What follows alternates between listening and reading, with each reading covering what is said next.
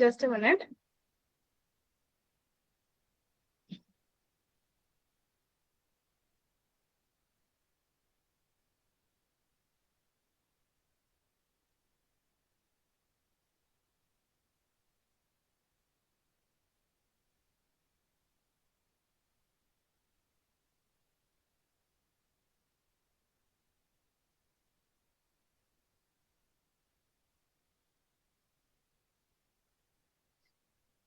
So eddy current loss. Eddy current loss நம்ம minimise பண்றதுக்கு நம்ம லேமினேஷன் யூஸ் பண்ணலாம். Eddy current lossனா உங்களுக்கு என்னன்னு தெரியும். To minimize this, we can use lamination. We can use lamination. At the second major loss தான் என்னன்னு கேட்டீங்கன்னா காப்பர் லாஸ். நம்ம ஃபர்ஸ்ட் அயன் லாஸ் பார்த்தோம். இப்ப காப்பர் லாஸ்.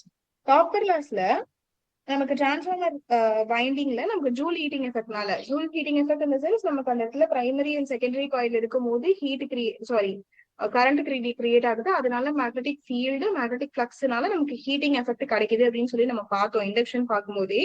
ஸோ அந்த இண்டக்ஷனோட கான்செப்ட் பார்க்கும்போதே அப்ப எனக்கு இந்த இடத்துல டிரான்ஸ்ஃபார்மர்ல ஏன் மெயினா வந்து எனக்கு எனர்ஜி லாஸ் ஆகுது அப்படின்னா அந்த ஹீட்னால. Energy loss in transformer windings due to Joule heating. அப்ப இதை நம்ம மினிமைஸ் பண்ணணும் அப்படின்னா நான் லார்ஜ் ஒயர் இருக்கிற டயாமீட்டர் யூஸ் பண்ணேன் அப்படின்னா எனக்கு மினிமைஸ் ஆயிடும். To minimise this we can use wire of large diameters. Okay va?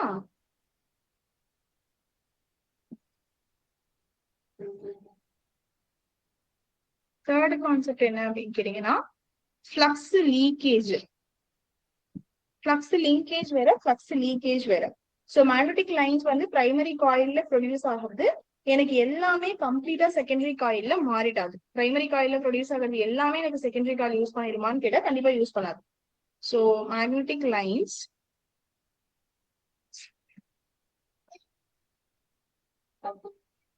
Of primary coil are not completely linked with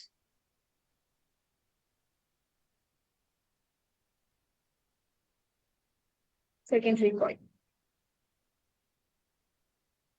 அப்ப நான் இதை மினிமைஸ் பண்ணணும்னா என்ன பண்ணணும்?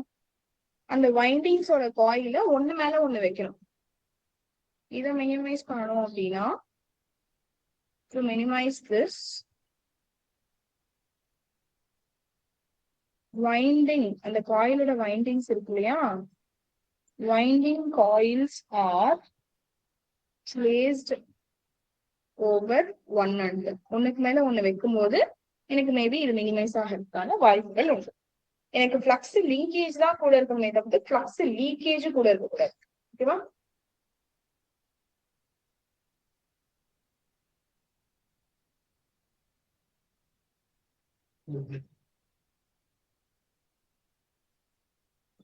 Okay. Okay. Just a minute. இதை எழுதிட்டீங்களா? Shall I move to the next slide? Okay.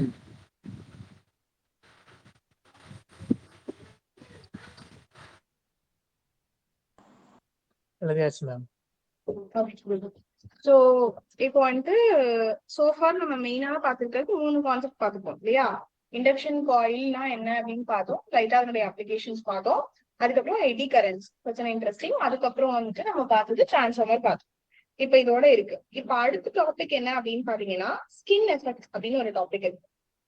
So skin effect அப்படின்னா இப்போ வந்துட்டு நமக்கு ஏதாவது நம்ம ஏசி கரண்ட் பாஸ் பண்றோம்ல, அந்த ஏசி கரண்ட் வந்துட்டு நமக்கு ஃபுல்லா பாஸ் ஆகாது, அந்த சர்ஃபேஸ்க்குள்ள போய் பாஸ் ஆகாம ஜஸ்ட் அந்த ஓவர் த கண்டக்டருக்கு மேல மட்டும் பாஸ் ஆகி அதுல மட்டும் எஃபெக்ட், அந்த ஸ்கின்னுக்கு மேல மட்டும் எஃபெக்ட், அதுதான் நம்ம ஸ்கின் எஃபெக்ட் அப்படின்னு சொல்றோம்.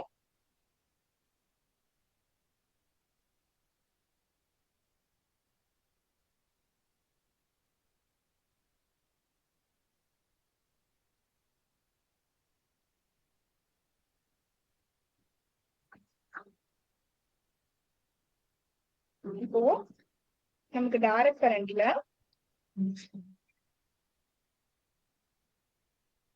in DC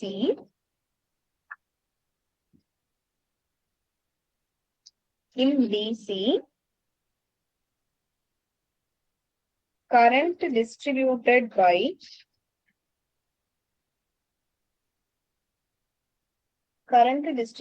by conductors uniformly.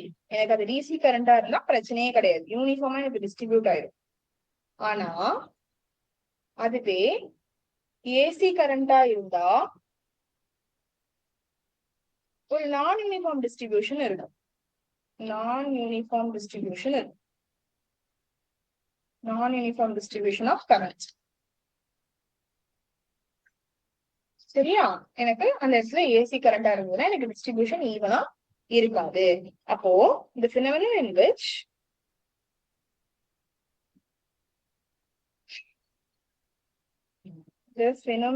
which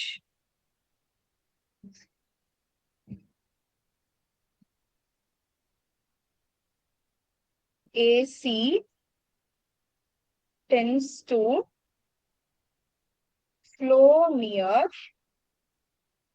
the surface of the conductor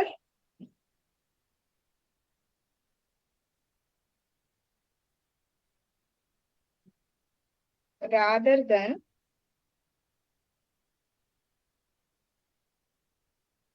uniformly distributed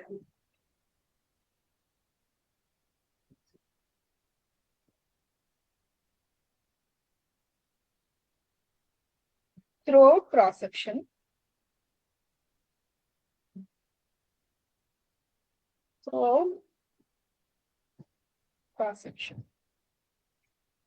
அதாவது எனக்கு உள்ள போய் எந்த சேஞ்சஸும் பண்ணாம ஜஸ்ட் சர்ஃபேஸ்ல மட்டும் பண்ணும். flow near the surface of the conductor rather than uniformly distributed throughout the cross section. அந்த மொத்த ஏரியாவும் எனக்கு அது உள்ள போய் பெனிட்ரேட் ஆகி டிஸ்ட்ரிபியூட் ஆகாம just it will flow near the surface. இந்த சர்ஃபேஸ்ல மட்டும் எனக்கு அந்த கரண்ட் ஃப்ளோ ஆகும். அப்ப கரண்ட் டென்சிட்டி எனக்கு மேக்ஸிமம் எங்க இருக்கும்?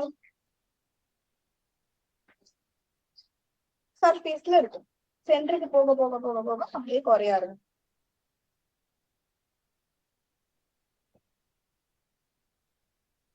சோ இதனால ஸ்கின் எஃபெக்ட் அப்படின்னு சொல்றோம். எழுதிட்டீங்களா? அடுத்த ஸ்லைட் போதுமா?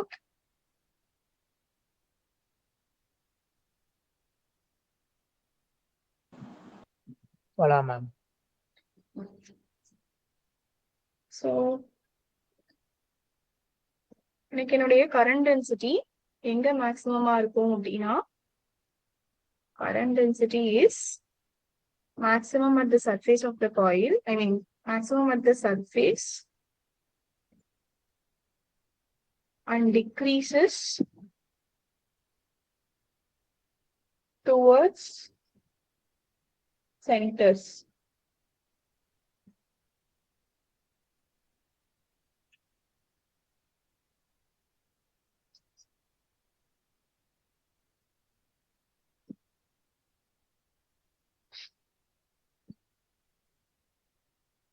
அப்ப எனக்கு இங்க மெயினான பிரின்சிபல் என்ன? இந்த ஏசி கரண்ட் ப்ரொடியூசஸ் என்ன ப்ரொடியூஸ் பண்ணும்? Change in magnetic field produce பண்ணுது. Produces change in magnetic field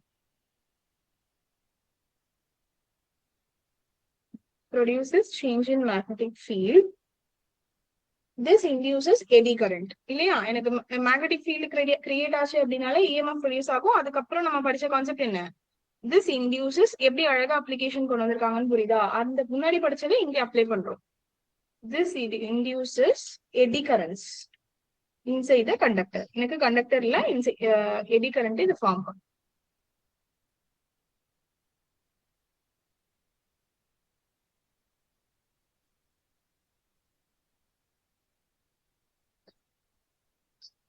அப்ப இந்த eddy current என்ன பண்ணும்?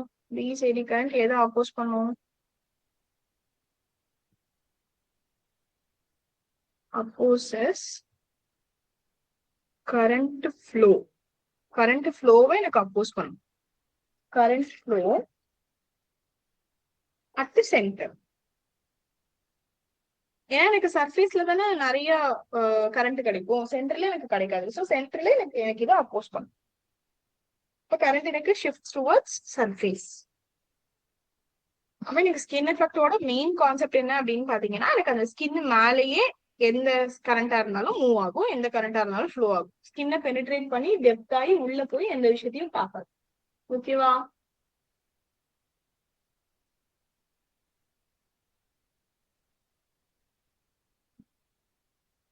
ஓகேவா? ஓகே. ஓகே. ஸோ இப்போ நம்ம அடுத்த கான்செப்ட் ஸ்கின் டெப்த். இதேதான், அதாவது ஸ்கின் எஃபெக்ட்ங்கிறது மேலாப்லயும் நடக்கிற ஒரு விஷயம். இது நம்ம பார்க்க போது டெப்த் இல்லையா? அதாவது ஸ்கின் டெப்த் உள்ள போய் அது என்ன பண்ணும். இந்த ஸ்கின் டெப்த்துக்கு ஒரு ஃபார்முலா இருக்கு, அதை வச்சுதான் மொத்த கவர்னிங் ரூலுமே இருக்கு. That is delta is equal to 2 rho by omega mu. Just a minute.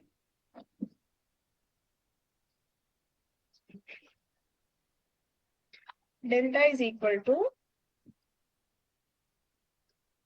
square root of 2 rho by omega mu. So இதெல்லாம் என்னென்ன அப்படின்னா, இந்த ஸ்கின் டெப்த்ங்கிறது மெயினா depth at which the current density falls to 1 by e times of surface value. எனக்கு surface வேல்யூல ஒரு value இருக்குன்னு வச்சுக்கோங்க. அதுல இருந்து 1 by e டைம்ஸ் எப்ப இந்த வேல்யூ குறையுதோ அப்பதான் அது வந்து டெப்த்துக்குள்ள ரீச் ஆயிருக்கு அந்த கரண்ட் அப்படிங்கறத நான் புரிஞ்சுக்க முடியும்.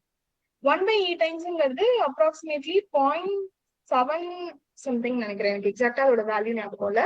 ஸோ அந்த 1 by லாகரிதமிக் e டைம்ஸ், அந்த பேஸ் e போடுவோம் இல்லையா, அந்த 1 by e டைம்ஸ் எனக்கு இனிஷியல் வேல்யூல இருந்து கரண்ட் டிக்ரீஸ் ஆச்சு அப்படின்னா அப்ப என்னுடைய கரண்ட் வந்து டெப்த்துக்கு ரீச் ஆயிடுச்சு அப்படிங்கிறது அர்த்தம். ஓகேவா? So skin depth is the depth at which the current density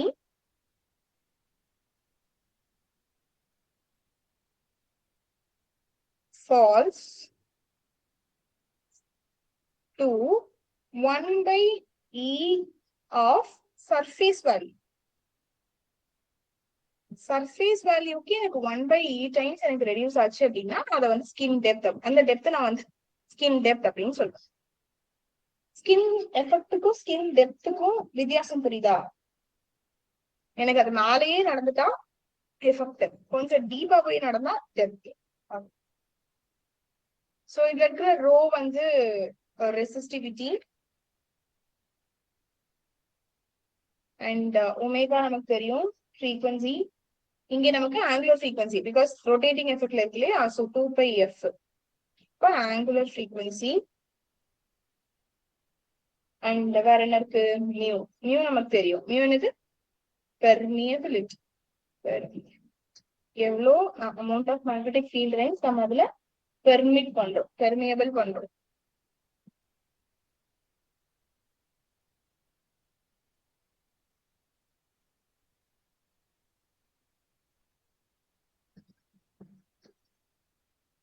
Shall I move to the next slide?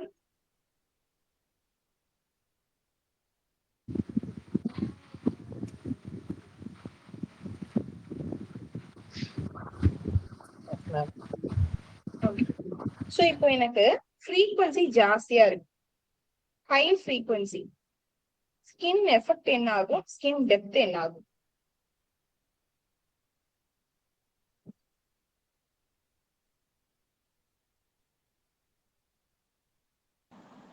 Skin effect increase ஆகுமா மேம்? யா, ஸ்கின் எஃபெக்ட் எனக்கு இன்க்ரீஸ் ஆகும். அப்ப ஸ்கின் டெப்த் ஏன் ஸ்கின் எஃபெக்ட் இன்க்ரீஸ் ஆகும்?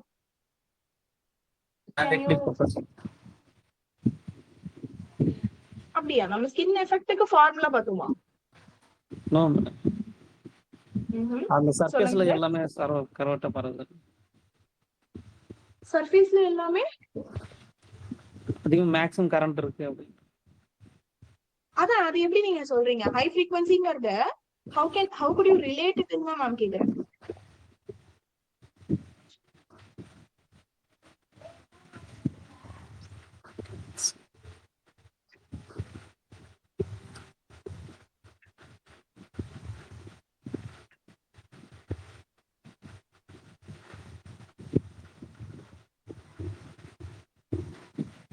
ஓகே. சோ இன்வெர்ஸ்லி ப்ரொபோர்ஷனல்னு sir சொன்னது right. But நம்ம பார்த்து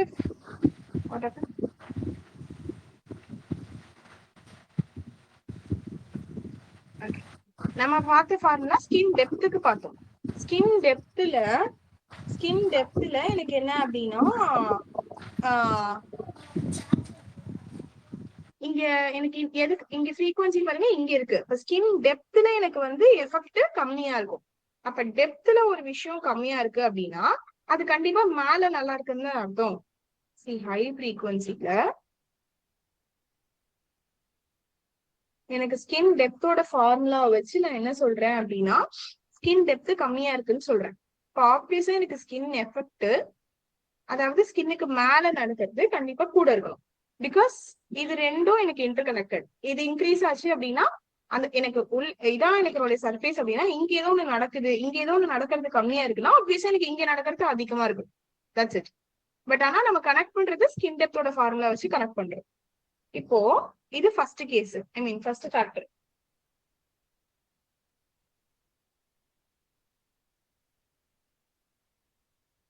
செகண்ட் ஃபேக்டர் ஹை பர்மியபிலிட்டி. எனக்கு என்னுடைய மியூ வேல்யூ ஜாஸ்தியா இருந்தால் என்ன நடக்கும் அப்படின்னா ஸ்கின் டெப்த் எகெயின் எனக்கு டிக்ரீஸ் ஆகும். பிகாஸ் ரெண்டு இன்வெர்ஸ்லி ப்ரொபோர்ஷனல். அப்ப ஸ்கின் எஃபெக்ட் இன்க்ரீஸ் ஆகும்.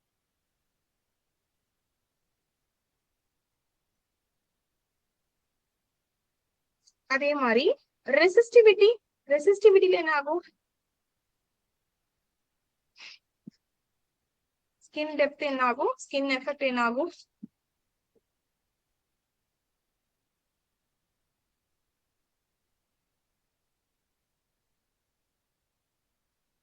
ரெசிஸ்டிவிட்டி ஹையா இருக்கும்போது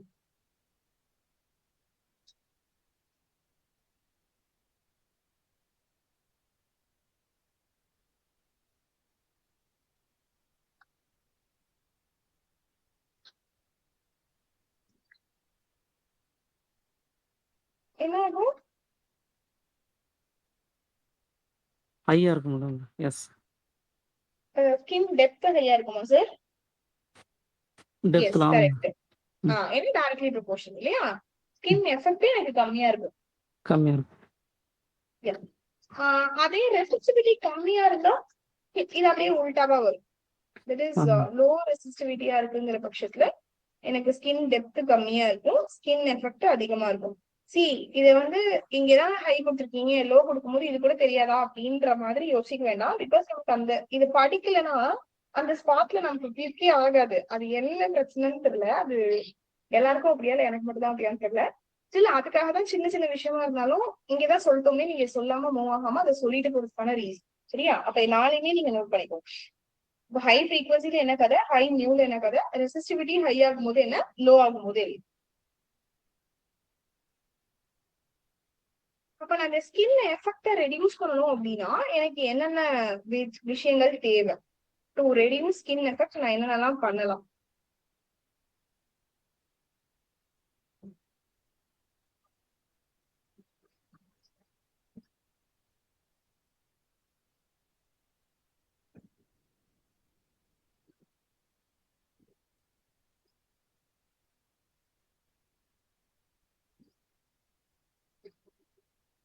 நான் வந்து நிறைய தின் ஒயர்ஸ் இன்சுலேட் பண்றது மூலியமா எனக்கு இன்சுலேட் பண்ணி கனெக்ட் பண்றது மூலியமா நான் அந்த கரண்ட் டிஸ்ட்ரிபியூஷனை ஈக்குவல் பண்ண முடியும். அதாவது இங்க பாருங்களேன், இது இப்படி இருக்கு அப்படின்னா இது உள்ள நான் அப்படி நிறைய ஒயர் இப்படி பண்றது மூலியமா இது வந்து வைண்டிங்ஸ்ல இருக்கு. வைண்டிங்ல இல்லாம நான் இந்த மாதிரி பண்றேன். இன்சுலேஷன் அப்படின்னா நமக்கு தெரியும். இப்ப நம்ம வீட்டுலதான் இருக்கிற ஒயர் கட் பண்ணி பார்த்தோம் அப்படின்னா அது உள்ள 2 ஒயர் போகும் இல்லையா, குட்டி குட்டி ஒயரா. சோ அப்ப இந்த மாதிரி மேல வந்து இன்சுலேட்டிங்கா இருக்கிறத நான் இப்படி பண்றேன்.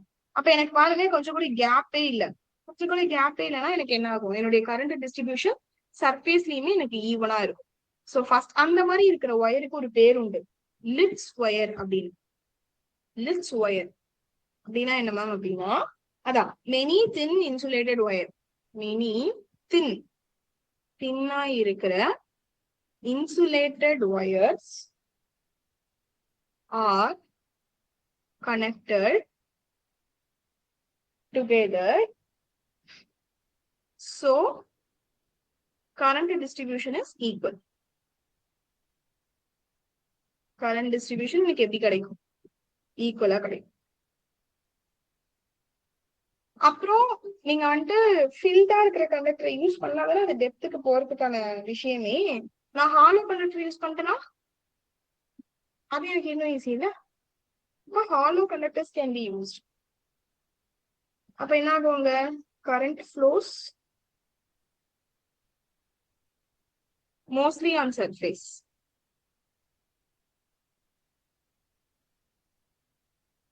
ஓகேவா? ஓகே, இப்ப இது வரைக்கும் நம்ம ஸ்கின் எஃபெக்ட் அப்படிங்கிற கான்செப்ட் வந்து மெயினா பார்த்திருக்கோம். ஸ்கின் டெப்த், அது இல்லாம ஸ்கின் எஃபெக்ட் பார்த்திருக்கோம். இப்ப அடுத்த ஒரு குட்டி கான்செப்ட், அது இன்னும் 2 குட்டி கான்செப்ட் அது பார்த்துட்டா இன்னைக்கு கிளாஸ் வந்து முடிஞ்சிடும்.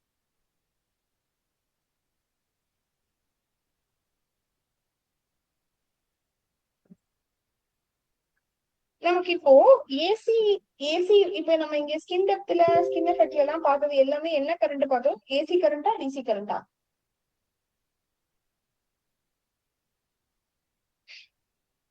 என்ன கரண்ட் பார்த்தோம்?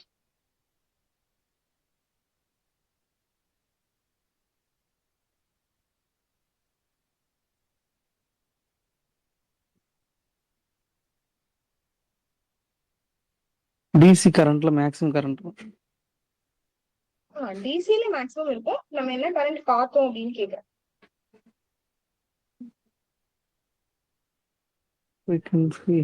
AC current. ஏசி கரண்ட் பார்த்தோம். அப்ப ஏசி கரண்ட்ல நமக்கு நிறைய டிஸ்அட்வான்டேஜஸ் இருக்கு இல்லையா? அதை நம்ம அக்ரி பண்ணி ஆகணும். ஆனாலும் நம்ம ஏன் டிசி யூஸ் பண்ணாம ஏசி யூஸ் பண்றோம் அப்படிங்கிறதுக்கு ஒரு சில காரணங்கள் இருக்கு. அதை மட்டும் இப்ப பார்க்கலாம். Just a minute. Advantages of AC over DC.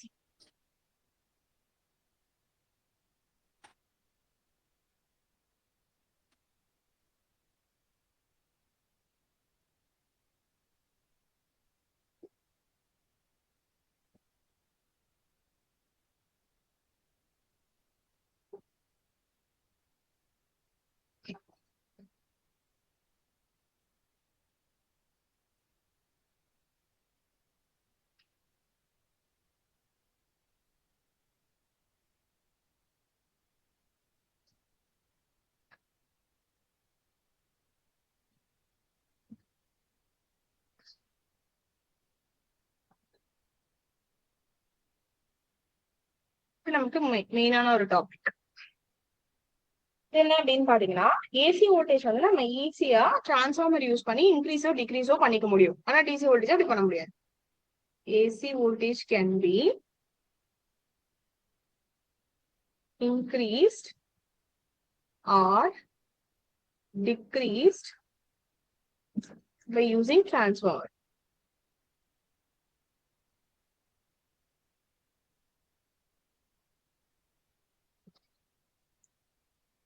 அடுத்தது, AC current can be transmitted at high voltage and low current.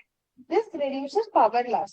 So நமக்கு AC current யூஸ் பண்றது மூலமா ஹை வோல்டேஜ் நம்மளால டிரான்ஸ்மிட் பண்ண முடியும்.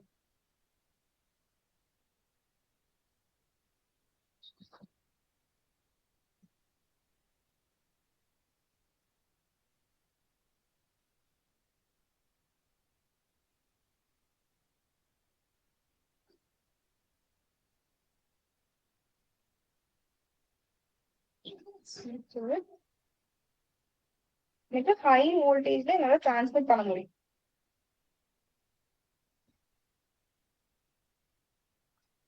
லோ கரண்ட்லயுமே டிரான்ஸ்மிட் பண்ண முடியும் ஏசி கரண்ட் இல்லையா? அப்ப எனக்கு இது ரெண்டும் ஜாஸ்தி. இப்போ கரண்ட் வந்து ஜாஸ்தி இருக்கு, வோல்டேஜ் கம்மியா இருக்கு, வோல்டேஜ் அதிகமா இருக்கு அப்படிங்கிற பட்சத்துல எனக்கு இது வந்து பவர் லாஸ் ரெடியூஸ் பண்ணும் இல்லையா?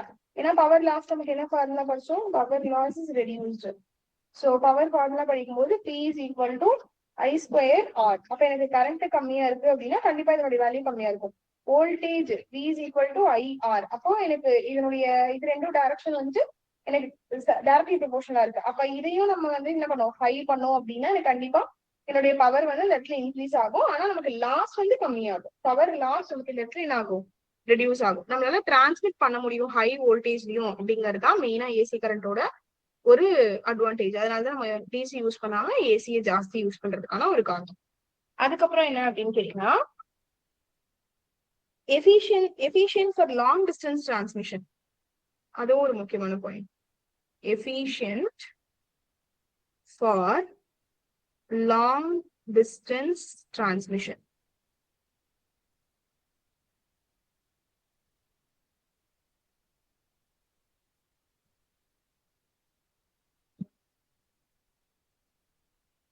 அதே மாதிரி நம்ம ஏசி கரண்ட் யூஸ் பண்றது மூலியமா தின் ஒயர் போட்டாலே போதும். It requires thinner wire.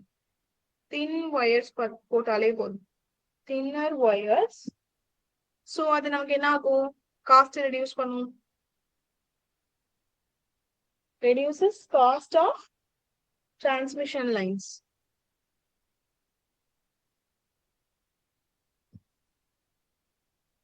So இதெல்லாம் எனக்கு வந்து ஏன் நான் ஏசி யூஸ் பண்றேன் ஓவர் டிசி. எனக்கு இவ்வளோ டிஸ்அட்வான்டேஜஸ் அதுல இருந்துமே நான் ஏன் ஏசி யூஸ் பண்றேன் அப்படிங்கிறதுக்கான மெயினான ஒரு கான்செப்ட். ஓகேவா? சோ இன்னொரு குட்டி கான்செப்ட் இருக்கு. நம்ம இது வரைக்கும் பார்த்ததை ஒரு ரீகால் பண்ணிட்டு அப்புறம் நம்ம அந்த குட்டி கான்செப்ட் குள்ள போறோம். சோ இன்னைக்கு கிளாஸ்ல என்னெல்லாம் பார்த்தோம் அப்படிங்கறத ரீகால் பண்ணிட்டு அப்புறம் நம்ம சின்ன கான்செப்ட் குள்ள போறோம். So we started with induction coil, that is room cart coil start பண்ணோம். அப்ப இது நமக்கு மெயினா எதுக்கு யூஸ் ஆகுது அப்படின்னா, லோ வோல்டேஜ் டிசில இருந்து ஹை வோல்டேஜ் பல்ஸ் கிரியேட் பண்றதுக்கு, கன்வெர்ட் பண்றதுக்கு யூஸ் ஆகுது. ரூம் கார்ட் காயில் இதுக்கு இன்னொரு பேர் உண்டு. இதுல இப்போ நம்ம பிரின்சிபல் என்ன அப்படின்னு பாத்தீங்கன்னா, பிரைமரி காயில்ல கரண்ட் ப்ரொடியூஸ் ஆகும். அந்த கரண்ட் வந்து சடனா சேஞ்ச் ஆகிறதுனால secondary coil magnetic field change ஆகும். அது எனக்கு செகண்டரி காயில்ல இருக்கிற மேக்னெட்டிக் ஃபிளக்ஸ் சேஞ்ச் பண்ணுது. ஸோ தட் எனக்கு இஎம்எஃப் இன்டியூஸ் ஆகுது. அண்ட் இதுல இருக்கிற பார்ட்ஸ் எல்லாம் பார்க்கும்போது soft iron core, primary coil, secondary coil இருக்கு. பிரைமரி காயில்ல நிறைய கம்மியான வைண்டிங்ஸ் இருக்கும். செகண்டரி காயில்ல நிறைய வைண்டிங்ஸ் இருக்கும். அந்த கரண்டி மாதிரி இருக்கிறது நம்ம வைப்ரேட்டர் அப்படின்னு சொன்னோம். அதுக்கு இன்னொரு பேர் என்ன, இன்னொரு ப்ராசஸோட நேம் வச்சு சொன்னோம் அப்படின்னா மேக் அண்ட் பிரேக் அப்படின்னு சொல்லலாம். ஸோ டிராப்டா அந்த சர்க்கியூட்டை ஓப்பன் பண்ணி க்ளோஸ் பண்றதுனால அந்த கரண்ட் சடனா சேஞ்ச் ஆகுது. கெப்பாசிட்டி நம்ம இங்க யூஸ் பண்றதுக்கான காரணம் எஃபிஷியன்சி இன்க்ரீஸ் பண்றதுக்கும் அண்ட் அந்த அந்த கரண்டி மாதிரி இருக்கிறது போய் அதுல படும்போது ஒரு ஸ்பார்க் கிரியேட் ஆகும்னு சொன்னோம். அப்ப அந்த ஸ்பார்க்கை ரெடியூஸ் பண்றதுக்கும் கெப்பாசிட்டர் யூஸ் பண்றோம் அப்படின்னு சொல்றோம். சோ மேக் அப்படின்னா சர்க்கியூட் வந்து க்ளோஸ்ல இருக்கு அப்படின்னு அர்த்தம்.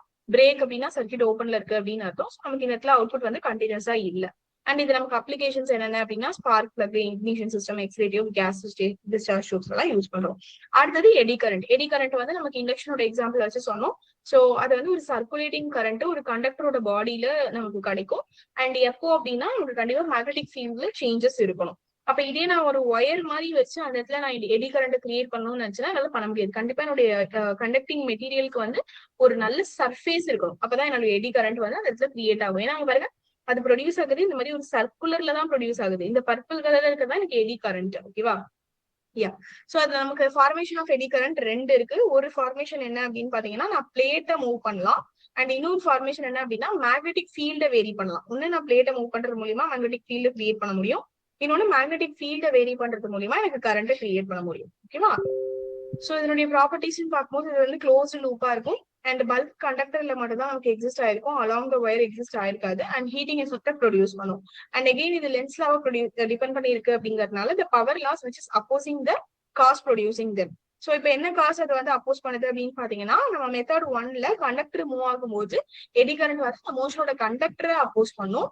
இதை நான் வந்து மேக்னெட்டிக் டேம்பிங் அப்படின்னு சொல்றேன். அப்ப எனக்கு என்னுடைய மேக்னெட்டிக் எஃபெக்ட் கொஞ்சம் கொஞ்சமா குறைச்சிட்டே போகுது. டேம்பிங்கிற வார்த்தை வந்து ஆசிலேஷன்ல ரொம்ப அழகா எக்ஸ்பிளைன் பண்ணிருப்பாங்க. அதாவது இப்போ இந்த மாதிரி எனக்கு ஒரு ஆம்பிடியூட்ல ஒரு வேவ்ஸ் வருதுன்னு வச்சுக்கோங்களேன். அது டேம்பிங் அப்படின்னா அது வேவ் இப்படி இப்படி இப்படி இப்படி போயிடும். இது பேர் தான் எனக்கு டேம்பிங். இது டேம்ப்டு ஆசிலேஷன் இருக்கும். அன்டேம்ப்டு ஆசிலேஷன்னா இப்படி நேரா வரும். இது நமக்கு இங்க இல்ல. நான் அந்த வார்த்தை தெளிவா புரியணுங்கிறதுக்காக நான் இந்த எக்ஸாம்பிள் சொல்றேன். சரியா? ஓகே. சோ மேக்னெட்டிக் டேம்பிங் அப்படின்னு பேரு. அதாவது மேக்னெட்டிக் பிரேக்கிங் எஃபெக்ட். எனக்கு இந்த இடத்துல மேக்னெட்டிக் எஃபெக்ட் வந்து பிரேக் ஆகுது. மெத்தட் 2ல எது எனக்கு மேக்னெட்டிக் ஃபீல்டு தான் சேஞ்ச் ஆகுது. அதாவது எடி கரண்ட் ப்ரொடியூஸ் பண்ணும்போது அந்த இடத்துல ஒரு மேக்னெட்டிக் ஃபீல்ட கிரியேட் பண்ணும். அது ஆல்ரெடி இருந்த மேக்னெட்டிக் ஃபீல்ட எனக்கு அப்போஸ் பண்ணும்.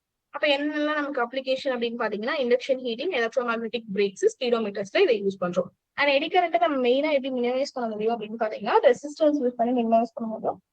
அந்த ஏரியால ஒரு ஒயரா நடுவுல வைக்கும் போது எனக்கு அந்த ரெசிஸ்டன்ஸ் மெட்டீரியல் யூஸ் பண்ணும்போது எடி கரண்டா ஃபார்ம் ஆகும். எடி கரண்டோட மேக்னிடியூட் அப்படின்னு பார்த்தோம்னா நமக்கு இஎம்எஃப்க்கும் எடி கரண்ட்டுக்கும் பெருசா வித்தியாசம் இல்ல. தட் இஸ் ஏன் அப்படின்னா எனக்கு இஎம்எஃப் இந்த இடத்துல ப்ரொடியூஸ் ஆகிறதுனாலதான் கரண்ட் எடி கரண்ட் எனக்கு மெயினா கிரியேட் ஆகுது. அப்ப அது ரெண்டும் ஆல்மோஸ்ட் ஈக்குவல் அப்படின்னு எடுக்கும்போது I is directly proportional to d5/dt அப்படின்னு வரும். அப்ப எனக்கு இந்த ப்ரொபோர்ஷனல் வந்து எதுக்கெல்லாம் ஐ மீன் இந்த கரண்ட் வந்து எதுக்கெல்லாம் டைரக்ட்லி ப்ரொபோர்ஷனலா இருக்கு அப்படின்னா change in magnetic flux phi is equal to b dot a. அப்ப change in magnetic field as well as area of conductor. அப்படி அது இல்லாம என்ன மெட்டீரியல் கண்டக்டிவிட்டி நம்ம ஐ மீன் நம்ம யூஸ் பண்ற மெட்டீரியலோட கண்டக்டிவிட்டி என்ன இதை பொறுத்தும் அது இருக்கு. And inversely proportional to resistance of the material. ஓகேவா? சோ அடுத்த கான்செப்ட் பார்த்தது டிரான்ஸ்ஃபார்மர். இதுல வந்து பிரைமரி காயில்ல ரொம்ப கம்மியான டர்ன்ஸ் இருக்கும், செகண்டரி காயில்ல அதிகமான டர்ன்ஸ் இருக்கும். பிரைமரி கரண்ட் ஐபின்னு சொல்லுவோம், செகண்டரி கரண்ட் ஐஎஸ், அண்ட் அந்த வோல்டேஜ் இதெல்லாம் நமக்கு தெரியும். சோ இது வந்து ஒரு ஸ்டாட்டிக் எலக்ட்ரிக்கல் டிவைஸ். இது என்ன பண்ணுது அப்படின்னா ஒரு எலக்ட்ரிக்கல் எனர்ஜியை ஒரு சர்க்கியூட்ல இருந்து இன்னொரு சர்க்கியூட்டுக்கு நம்ம எலக்ட்ரோ மேக்னெட்டிக் இண்டக்ஷன் மூலியமா ஃப்ரீக்வன்சியை சேஞ்ச் பண்ணாம நமக்கு டிரான்ஸ்ஃபர் பண்ணுது. ஸோ பிரைமரி காயில்ல பேட்டரியோட கனெக்ட் பண்ணிருப்போம், செகண்டரி காயில்ல அவுட்புட் அதாவது லோட் எடுத்துப்போம். இதுல ரெண்டு டைப்ஸ் இருக்கு, ஒன்னு வந்து ஸ்டெப் அப் அண்ட் இன்னொன்னு வந்து ஸ்டெப் டவுன். ஸ்டெப் அப் டிரான்ஸ்ஃபார்மர்ல லோ ஏசில இருந்து ஹை ஏசிக்கு நம்மளால டிரான்ஸ்ஃபார்ம் பண்ண முடியும். ஸ்டெப் டவுன்ல ஹை ஏசில இருந்து லோ ஏசிக்கு டிரான்ஸ்ஃபார்ம் பண்ண முடியும். இதுதான் நம்ம லேப்ல எல்லாம் யூஸ் பண்றோம். நம்மளுடைய ஏசி வோல்டேஜை குறைக்கணும் அப்படிங்கிறதுக்காக. ஒன்லி ஆம்பிளிடியூட்ல தான் சேஞ்சஸ் இருக்குமே தவிர என்னுடைய ஃப்ரீக்வன்சில சேஞ்சஸ் இருக்காது. So it depends on number of turns on primary. அதாவது இப்போ நான் அதே ஸ்டெப் அப் ஸ்டெப் டவுன் எனக்கு நம்பர் ஆஃப் காயில்ஸை பொறுத்து, number of primary windings and secondary வைண்டிங்ஸை பொறுத்து படிக்கணும் அப்படின்னா என்எஸ் கிரேட்டரா இருக்கும்போது வோல்டேஜ் இன்க்ரீஸ் ஆகும் ஸ்டெப் அப், என் பி கிரேட்டரா இருக்கும்போது அதாவது என்எஸ் கம்மியா இருக்கும்போது வோல்டேஜ் டிக்ரீஸ் ஆகும் ஸ்டெப் டவுன். அப்ப எனக்கு இந்த இடத்துல விஎஸ்க்கும் விபிக்கும் ரேஷியோ எடுத்தோம் அப்படின்னா NS by N P which is equal to K அப்படின்னு வரும். அதை நான் பவருக்கு மாத்தும் போது ஐபி பை ஐஎஸ் அப்படின்னு மாறி வரும். ஓகேவா? அப்ப நான் கேஸ் ஒன்ல எடுத்தேன் அப்படின்னா எனக்கு என்னுடைய வோல்டேஜ்லயும் என்னுடைய கரண்ட்லயும் டிராஸ்டிக்காவே வித்தியாசம் இருக்கும், ரெண்டும் சேமா இருக்காது. பட் என்னும் பியும் எனக்கு டைரக்ட்லி ப்ரொபோர்ஷனல்ங்கிறதுனால இது அதே மாதிரி டைரக்ட்லி ப்ரொபோர்ஷனல் எதுல காயில்ஸ்ல செகண்டரி அண்ட் பிரைமரி அப்படிங்கிற காயில்ஸ்ல எனக்கு அது டைரக்ட்லி ப்ரொபோர்ஷனல் இல்லையா? சோ அப்ப எனக்கு இந்த இடத்துல கேவோட வேல்யூ கிரேட்டர் தான் 1 இருக்கும். அது நம்ம ஸ்டெப் அப் டிரான்ஸ்ஃபார்மர் அப்படின்னு சொல்லுவோம். இந்த இதுல கேஸ்ல வந்து கேவோட வேல்யூ லெஸ் தென் 1 இருக்கும். இது step down transformer. And efficiency நம்ம ஜென்ரலா அவுட்புட் பை இன்புட் அப்படின்னு சொல்லுவோம். இங்க நம்ம எடுத்துட்ட வேல்யூ வந்து power. So output power by input power into 100%. இப்ப எந்த ஒரு உலகத்துல இருக்கிற மிக ஹையான எஃபிஷியன்சி இருக்கிற ஒரு டிரான்ஸ்ஃபார்மர் எடுத்தாலும் அதனுடைய எஃபிஷியன்சின்னு பார்க்கும்போது 96 99% தான் நமக்கு எஃபிஷியன்சி இருக்கும். அண்ட் எனர்ஜி லாஸ் பார்த்தோம். ஃபர்ஸ்ட் நம்ம கோர் லாஸ், அயான் லாஸ் அப்படின்னு பார்க்கும்போது அதுல ஹிஸ்டெரிசிஸ் லாஸ் அதாவது ரிப்பீட்டட் மேக்னடைசேஷன் அண்ட் டிமேக்னடைசேஷனால ஏற்படுற ஒரு லாஸ் அப்படின்னு பார்த்தோம். அது இல்லாம நம்ம பார்த்தது எடி கரண்ட் லாஸ். அது செகண்ட் ஒன் வந்து காப்பர் லாஸ். ஸோ காப்பர் லாஸ்ல எனக்கு எனர்ஜி லாஸ் எப்படி டிரான்ஸ்ஃபார்ம் ஆகுது அப்படின்னா ஐ மீன் எனர்ஜி லாஸ் எதனால நடக்குது அப்படின்னா ஜூல்ஸ் ஹீட்டிங் நடக்கிறதுனால. தட் இஸ் எனக்கு என்னுடைய கரண்ட் ப்ரொடியூஸ் ஆகும் போது அதுக்கு ஒரு ஹீட்டிங் எஃபெக்ட் நடக்குது. அதனால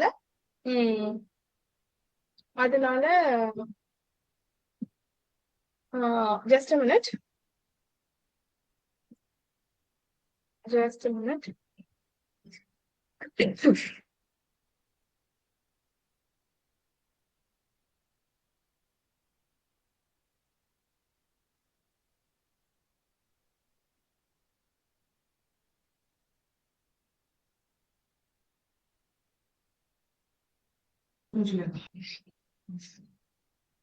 சோ எனக்கு அந்த இடத்துல ஹீட்டிங் எஃபெக்ட் நடக்குது. அந்த ஹீட்டிங் எஃபெக்ட் நான் மினிமைஸ் பண்ணணும் அப்படின்னா லார்ஜ் டயாமீட்டர்ஸ் இருக்கிறத யூஸ் பண்ணலாம்.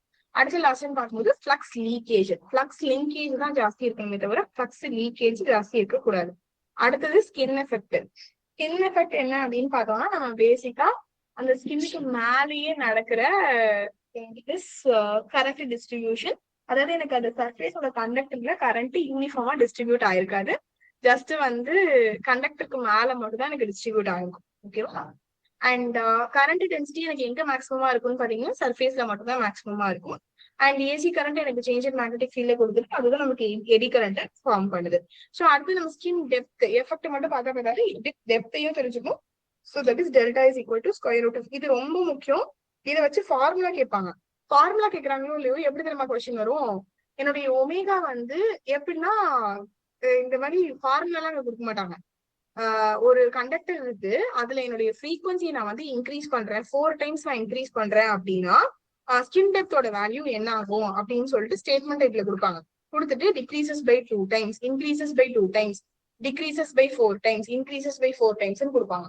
அப்ப மாட்டிப்போம். சோ இது ஃபார்முலா மட்டும் மனப்படம் பண்ணாம எது இருக்குன்னு தெரிஞ்சு வச்சுக்கணும்.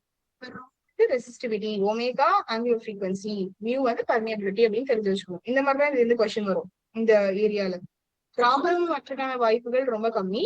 பட் எதை இன்க்ரீஸ் பண்ணா எது டிக்ரீஸ் ஆகும் அப்படிங்கிறது கேட்பாங்க.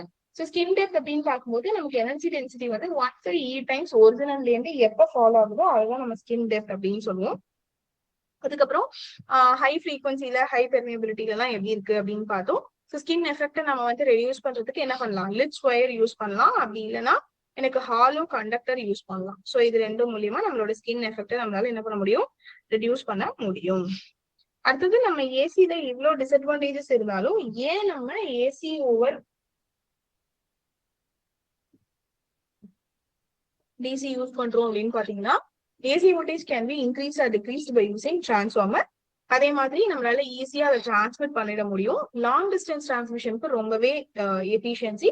அண்ட் லாங் டிஸ்டன்ஸ் டிரான்ஸ்மிஷன் நம்ம எடுத்துட்டு போனாலும் அதனுடைய ஒயர் நம்ம தின்னா கொடுத்தாலே போதும், அதனுடைய பவருக்கு அது தாங்கி. ஓகேவா, புரிஞ்சுதா? Okay ma'am. இன்னொரு குட்டி கான்செப்ட் பார்த்துக்கலாம், magnetic poles. So just minute, நான் உங்களுக்கு ஒரு சிலபஸ் மட்டும் காமிச்சிருக்கேன் bending.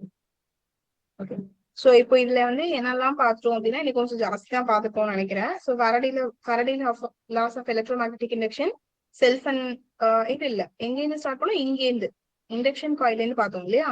Induction coil uses, eddy currents என்னன்னு பார்த்தாச்சு, டிரான்ஸ்ஃபார்மர் பார்த்தாச்சு, எனர்ஜி லாசஸ் பார்த்தாச்சு, ஸ்கின் எஃபெக்ட் பார்த்துட்டோம், advantages of AC over DC பார்த்தோம். இன்னும் எனக்கு பெண்டிங் இருக்காது, இதுல டைனமோஸும் மோட்டார்ஸும் இருக்கு, அது நம்ம பார்க்கலாம். இப்போ நான் இந்த கான்செப்ட் ஸ்டார்ட் பண்றேன், மேக்னெட்டிக் போல்ஸ்ல இருந்து ஸ்டார்ட் பண்றேன். இதுல ஜஸ்ட் ஒரு இன்ட்ரோடக்ஷன் மட்டும் கொடுத்துட்டு வைண்ட் அப் பண்ணிக்கலாம். நாளை கிளாஸ்ல நான் உங்களுக்கு இது ஃபுல்லாவே முடிச்சிருவேன். இது ஃபுல்லா முடிச்சுட்டு டைனமோஸ் அண்ட் மோட்டார்ஸும் முடிச்சிருவேன். ஓகேவா, நாளை கிளாஸில் அந்த கான்செப்ட்ஸ் எல்லாம் பார்த்தோம்னா EMT இனிதே நிறைவடையும் நாளைக்கு. சோ மேக்னெட்டிக் போல்ஸ் இப்ப நமக்கு தெரியும், usual north pole south pole அப்படின்னு ரெண்டு கதை இருக்கு. இது நார்த் போல், இது வந்து சவுத் போல். அப்போ என்ன அப்படின்னா, தீஸ் ஆர் த ரீஜியன்ஸ். இது நமக்கு தெரிஞ்சதுதான். These are the regions at the end of magnet where magnetic force is maximum. எனக்கு எங்க என்னுடைய மேக்னெட்டிக் ஃபோர்ஸ் ஜாஸ்தி இருக்கும், கண்டிப்பா இந்த போல்ஸ்ல வரும் இல்லையா. Magnetic force is maximum. இதெல்லாம் நம்ம ஆல்ரெடி படிச்சிருக்கோம் அந்த B.A படிக்கும் போதே, மேக்னெட்டிக் ஃபீல்டு எஃபெக்ட் அதெல்லாம் படிக்கும் போதே படிச்சிருக்கோம். அப்ப எனக்கு எல்லா மேக்னெட்டுக்குமே ரெண்டு போல் இருக்கு, ஒன்னு நார்த் போல், இன்னொன்னு சவுத் போல் இல்லையா. இப்போ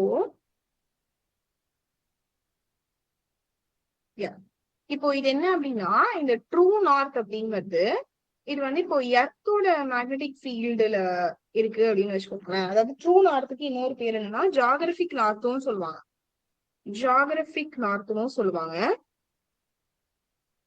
அதாவது நான் ஒரு பார் மேக்னெட்டை இந்த இடத்துல சஸ்பெண்ட் பண்றேன் அப்படின்னா, சஸ்பெண்ட் அர்த்தம் சும்மா அப்படி நூலை கட்டி தொங்க விட்டேன் அப்படின்னா, அது எனக்கு எந்த சைடு அலைன் ஆகும், அது எனக்கு எந்த சைடு அலைன் ஆக ட்ரை பண்ணும், இப்படி இதனுடைய மேக்னெட்டிக் நார்த்ல இப்படி அலைன் ஆக ட்ரை பண்ணும். இது நார்த், இது சவுத்தா அலைன் ஆக ட்ரை பண்ணும் இல்லையா. அப்ப எனக்கு இந்த இடத்துல நார்த் இருக்கு அப்படின்னா, எப்படி மேம் இங்கேயும் நார்த் இருக்கு இங்கேயும் நார்த் இருக்குங்கும் போது எனக்கு எப்படி என்னுடைய இடத்துல வந்து அதை அட்ராக்ட் பண்ணும், இங்க நமக்கு சவுத்துல இருக்கணும் அப்படின்னு கேட்டீங்கன்னா, இது வந்து அலாங் ட்ரூ, நான் அதே எர்த்துன்னு வைக்கும் போது எனக்கு இது மேக்னெட்டிக் சவுத்தா மாறிடும். இது மேக்னெட்டிக் சவுத்து. அப்ப எனக்கு இந்த பக்கம் இருக்கிறது மேக்னெட்டிக் நார்த்தா இருக்கு, இது எனக்கு மேக்னெட்டிக் நார்த்தா இருக்கு. புரியுதுங்களா. அப்போ எனக்கு நார்த் போல் சவுத் போல்ல நான் சஸ்பெண்ட் பண்ணும்போது எனக்கு இந்த மாதிரி அந்த மேக்னெட்டிக் நார்த்தோடையும் இல்ல ட்ரூ நார்த்தோடையும் எனக்கு அலைன் ஆகிறதுக்கு காரணம் என்ன அப்படின்னா, எனக்கு எர்த்தோட பாயிண்ட் ஆஃப் வியூல நான் பார்க்கும்போது அது மேக்னெட்டிக் சவுத்தா இருக்கும். எர்த்தோட பாயிண்ட் ஆஃப் வியூல பார்க்கும்போது மேக்னெட்டிக் சவுத்தா இருக்கும். சோ இது கதையை எழுதிடலாம். Then just a minute.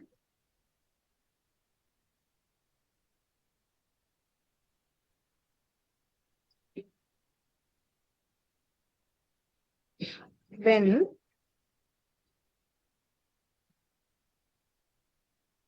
freely suspended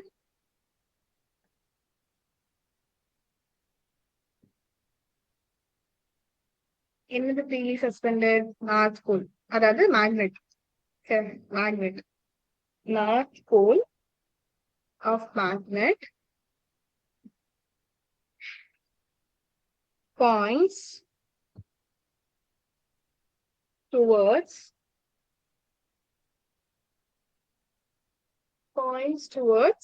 geographic north.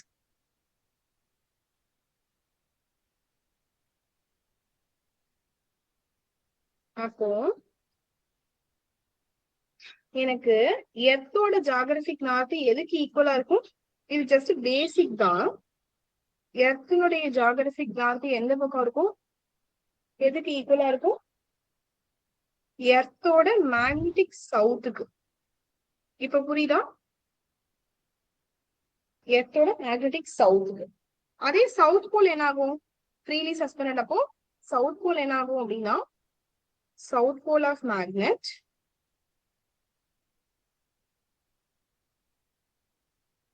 points towards geographic south. Geographic south.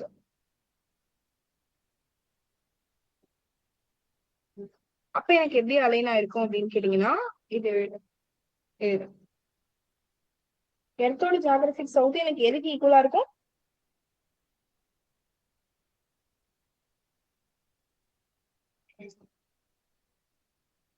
Earth's geographic south எனக்கு எதுக்கு ஈக்குவலா இருக்கும் அப்படின்னு கேட்டீங்கன்னா Earth's magnetic northக்கு ஈக்குவலா இருக்கும். Earth's magnetic northக்கு ஈக்குவலா இருக்கும். ஓகேவா?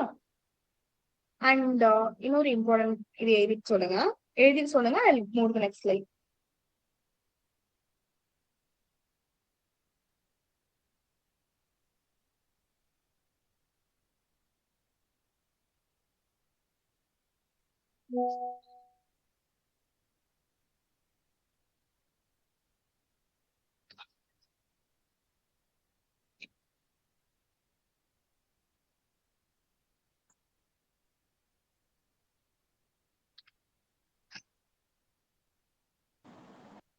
Yes, ma'am.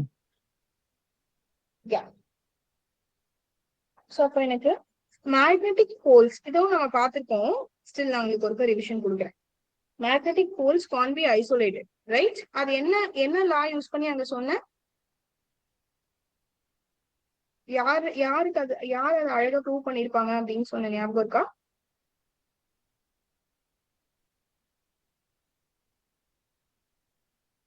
Monopole doesn't exist. Del dot B is equal to 0. அந்த டைவர்ஜென்ஸ் இருக்காது. படிச்சோமா? டைவர்ஜென்ஸ் நமக்கு இருக்காது. இது மேக்ஸ்வெல் வந்து அழகா எக்ஸ்பிளைன் பண்ணிருப்பாங்க அவங்களோட அந்த 4 ஈக்குவேஷன்ஸ். சோ சேம் போலா இருந்தது அப்படின்னா எனக்கு என்ன ஆகும்? ரிப்பல் ஆகும். அதே ஆப்போசிட் போலா இருந்தா அட்ராக்ட் ஆகும். இதெல்லாம் நமக்கு தெரிஞ்சது. ஸோ ஆப்போசிட் போல் அட்ராக்ட்ஸ். இதுல இப்போ நமக்கு மேக்னெட் அப்படின்னு பார்க்கும்போது இப்போ மோனோபோல் எக்ஸிஸ்ட் ஆகாது அப்படின்னாலே அது டைபோல் தான். அப்ப நான் அதை வந்து நான் டைபோல்னு சொல்லாம டைபோல் மொமெண்ட்னு சொல்லாம மேக்னெட்டிக் மொமெண்ட்னே சொல்றேன். அதனாலதான் டைபோல் மொமெண்ட்டுக்கு இன்னொரு பேர் வந்து மேக்னெட்டிக் மொமெண்ட்னு உண்டு. ஓகேவா? அங்க நமக்கு ஜஸ்ட் டைபோல் மொமெண்ட் தான். எங்க ரெண்டு சார்ஜஸ் செப்பரேட் பண்ணும்போது இங்க நமக்கு அது மேக்னெட்டிக் மொமெண்ட்னு நான் சொல்லலாம். அப்ப அதே சேம் கான்செப்ட். அங்க ரெண்டு சார்ஜஸ் நம்ம ஒரு டிஸ்டன்ஸ்ல செப்பரேட் பண்ணி வச்சிருப்போம். இங்க வந்து ரெண்டு போல ஒரு டிஸ்டன்ஸ்ல செப்பரேட் பண்ணி வச்சிருப்போம். சோ இது சவுத் போல், இது நார்த் போல் அப்படின்னு வச்சுக்கோங்க. இதனுடைய சென்டர் நான் O அப்படின்னு வச்சுக்கிறேன். அப்ப இதனுடைய டிஸ்டன்ஸ் எல்லா இருக்கும், இதனுடைய டிஸ்டன்ஸ் எல்லா இருக்கும். அப்ப டோட்டலா என்னுடைய டிஸ்டன்ஸ் என்னவா இருக்கும்? 2L இருக்கும். அப்ப magnetic dipole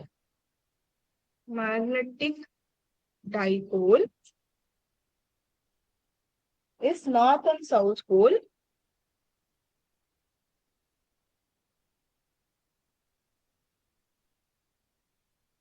separated by small distance. Separated by small distance.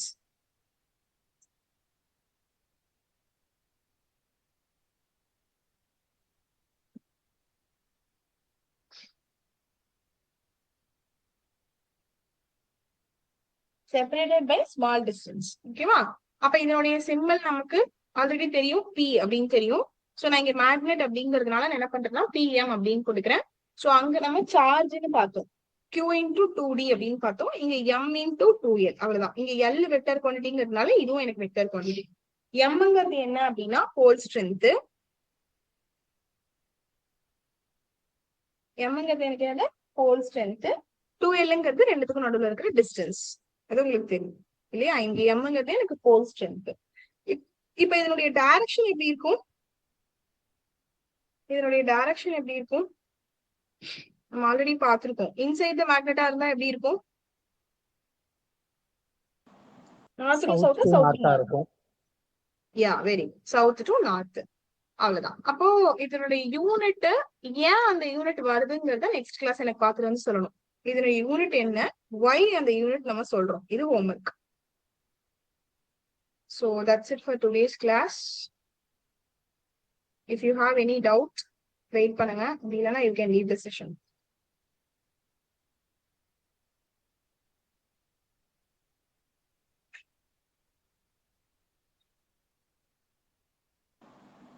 Thank you, ma'am. Thank you.